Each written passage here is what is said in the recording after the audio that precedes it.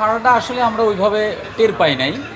অবশ্য আমরা ওই টের পাওয়ার জন্যও ঘুরি নাই, আমরা জাস্ট নিজেদের মধ্যে একটা হঠাৎ করে কথাবার্তা হইলো যে চলেন আমরা ঘুরি, ছোটোবেলার মতো করে আমরা ঘুরতেছি আসলে। বাট যাদের দেখলাম সেটাতে মনে হলো যে দর্শক এনজয় করতেছে।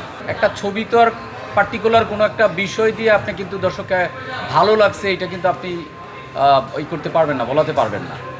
সো ছবিতে একটা কমপ্লিট একটা প্যাকেজ।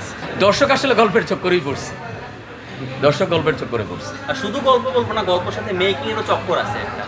মেকিংয়ের চক্করটাই গল্পটাকে আর কি আরও প্রপার হয়ে তুলতে সাহায্য করছে। প্রথম সিনেমা তো আমার প্রত্যেক ঈদ কাটে হচ্ছে ফ্রেন্ডদের বাসায় বাসায়। সকাল থেকে আমি এক্সাইটেড যে আমি কখন বেরোবো হল ভিজিটে। বললাম তো ভাই হুট করে প্ল্যানটা করছে, সো এরপর থেকে তো হল ভিজিট করতেছে এবং দর্শকের এখন পর্যন্ত যতটুকু প্রতিক্রিয়া পাইছি আমরা খুবই আশাবাদী ছবিটা নিয়ে এবং খুবই পজিটিভ একটা ফিডব্যাক পাইছি। পজিটিভ, হ্যাঁ।